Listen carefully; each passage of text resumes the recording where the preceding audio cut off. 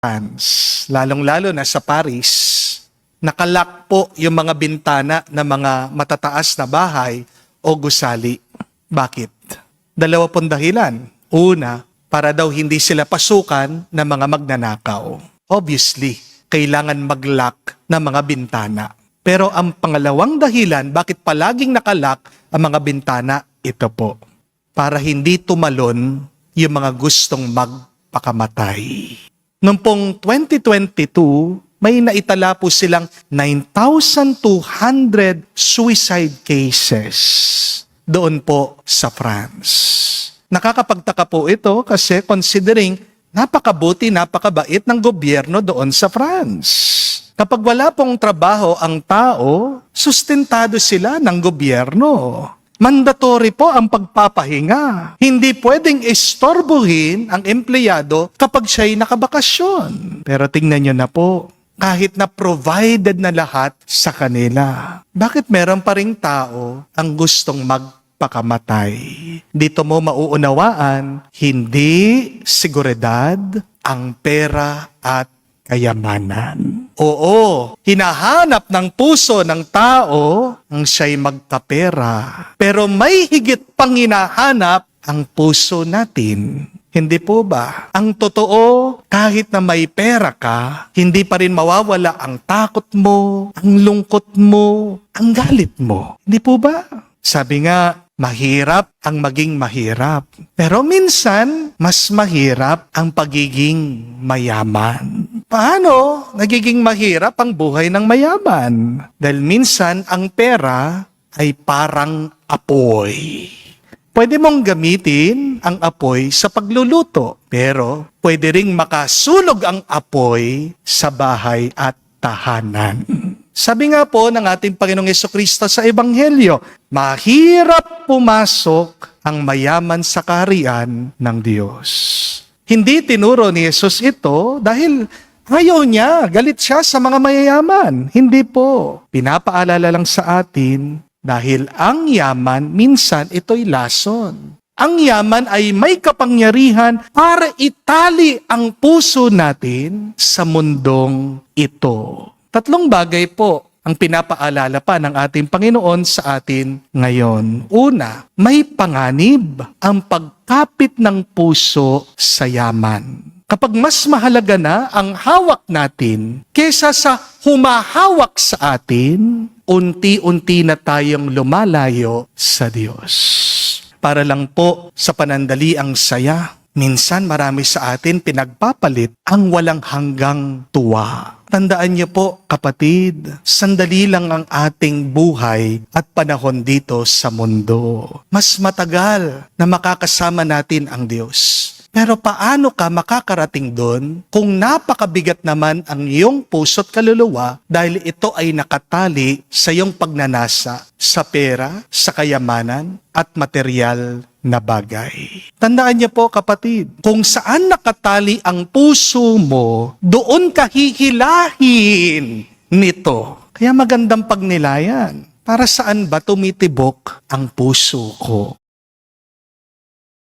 Apibon Kid, my Appetite Plus formula with iron, B-complex, and glycine. Happy eating! Mahalagang paalala, ang Apibon Kid ay hindi gamot at hindi dapat gamiting panggamot sa anumang uri ng sakit. Hindi nyo lang po dapat ipacheck ang puso nyo. Kung ito ba'y normal ang tibok, kung ito ba'y nababalot na ng kolesterol, magandang suriin. Saan ba nakahilig ang aking puso? Where is your heart leaning? Because where you lean, it is there you fall. Kung nakahilig ka sa bandang kaliwa, talagang kaliwa doon ka babagsak. Pero kung ikaw ay nakahilig sa tama, kahit na anong mangyari sa buhay mo, babagsak ka, uuwi ka sa tama. Di po ba? What is the posture of your heart? Sabi po ng mga doktor, ang magandang tindig, nakakatulong po ito sa kalusugan at confidence ng tao. Ganyan din po, kapag ang posture at tindig ng iyong puso, diyan lumalabas yung ating ugali, yung ating kilos. Diyan nakikita anong klase ang ating pamumuhay. Kung hindi tama ang direksyon ng iyong puso, maliligaw ka at hindi ka mapapabilang sa kaharian ng Diyos. Kaya nga sabi ng Panginoon, mahirap para sa mayaman makapasok sa kaharian ng Diyos.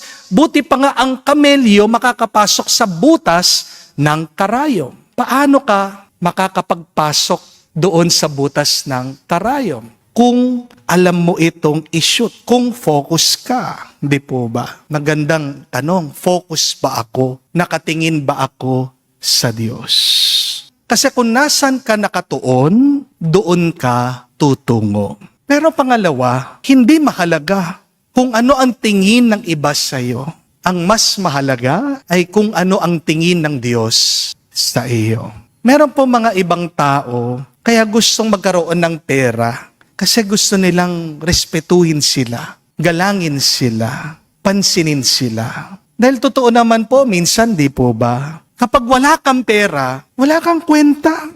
May kakilala po akong mayaman. Kwento niya sa akin pag pumupunta siya sa mall. Ang sinusot lang po niya, tsinelas, naka-short lang po siya at white t-shirt para po hindi siya hold upin. At pag siya'y nagtatanong sa mga sales lady, dahil po sa kanyang itsura, kala nila dukha siya. Minsan hindi siya pinapansin. Ang hindi lang po nila alam, kahit na simple ang kanyang suot, pag naglabas po siya ng pera, wala siyang pitaka dahil naka-rubber band ang makapal niyang pera. Mag-iiba talaga ang tingin ng ibang tao sa iyo kapag mayaman ka. Pero tandaan niyo po ito, hindi naman ang laman ng bulsa natin ang tinitignan ng Diyos.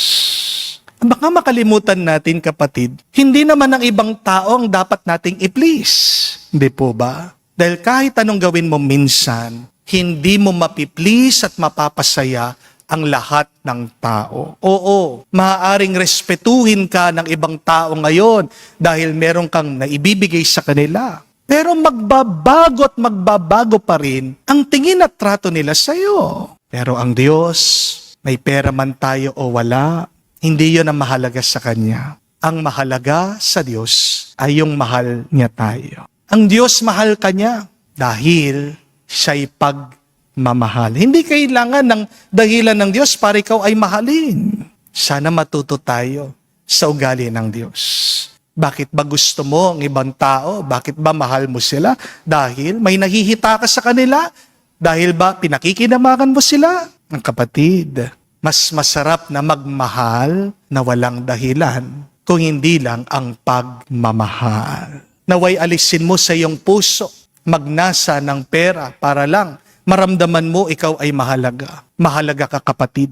May pera ka man o wala. Paniwalaan mo yan, magiging masaya ka, magiging payapa ka. Pero panghuli, ang pagpapala ay hindi lang para sa iyo, kundi para sa iba. Hindi po masama ang maging mayaman, pero mali kung ikaw lang ang nakikinabang. Ang yaman ay pinagkatiwala lang sa iyo para magpakain, magpagaling, magturo, magbigay ng pag-asa sa iba. Sabi nga po ni Jesus, ang lahat na nag-iwan para sa Kanya ay tatanggap daw po ng 100 ulit at buhay na walang hanggan. Kaya nga mga kapatid, ang tunay na gantimpala ay nasa pagbibigay, hindi sa pag-iipon. Ang palit ng Diyos ay laging mas malaki kung isusuko mo lang ang lahat sa Kanya. Ano mang iwan mo kay Kristo, hindi ito kawalan. Investment yan sa langit.